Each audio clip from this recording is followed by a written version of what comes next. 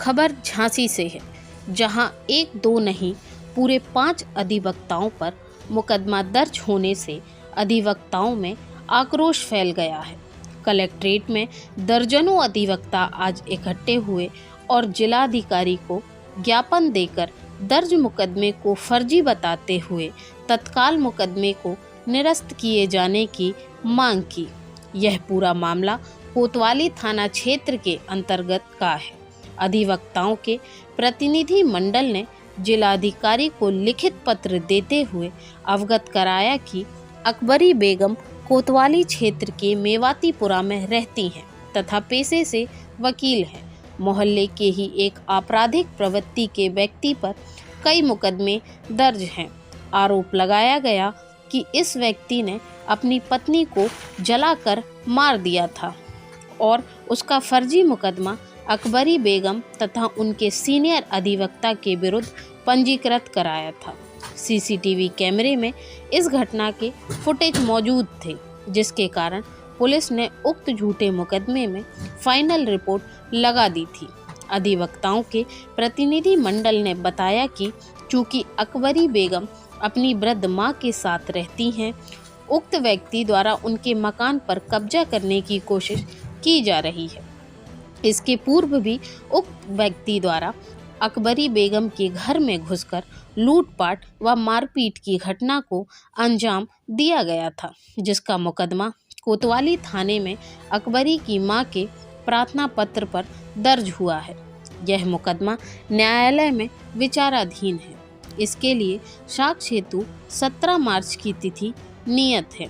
आरोपी द्वारा उक्त मुकदमे में राजीनामा करने का दबाव बनाया जा रहा है और इसी उद्देश्य से अकबरी बेगम तथा उनके सीनियर अधिवक्ता नूर अहमद मंसूरी, याकब अहमद मंसूरी तथा उनके दोनों अधिवक्ता पुत्रों के खिलाफ थाना कोतवाली में फर्जी मुकदमा दर्ज करा दिया गया है। जिलाधिकारी को दिए गए पत्र में उक्त मुकदमे को निरस्त कर झूठा मुकदमा दर्ज कराने वालों के विरुद्ध कानूनी कार्यवाही किए जाने की अपील की गई। वहीं अधिवक्ता अकबरी बेगम का कहना है कि यदि उन्हें न्याय नहीं मिला तो वह अपनी वृद्ध मां के साथ कलेक्टर परिसर में आत्मदाह कर लेंगी। वकील साहब, क्या है पूरा मामला? ये अकबरी बेगम एडवोकेट जो है वो हमारी जूनियर अधिवक्ता है। उनके मकान के बगल में एक जो है देशराज कोस्टा करके रहते हैं।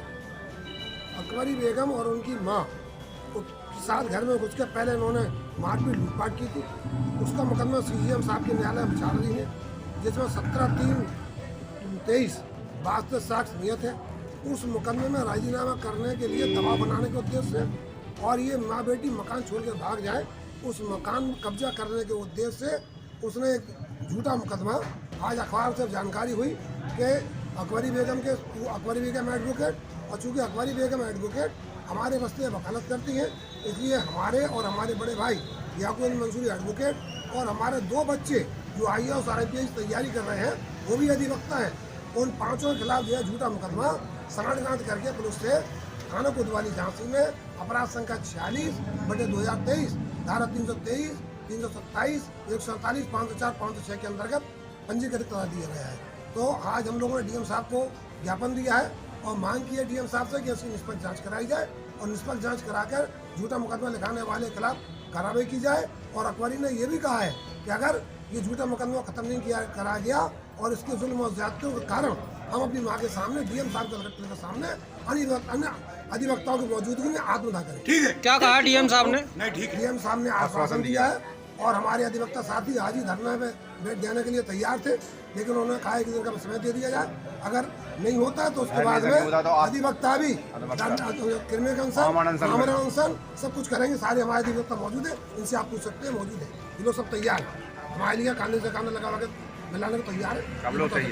अगर ये मुकदमा खत्म नहीं किया गया फर्जी जो लिखा हुआ है मेरे सीनियर्स को, उनके बच्चों के ऊपर, तो मैं व मेरी माँ यहीं DM साहब के कार्यालय के सामने आत्मदाह कर लूँगी।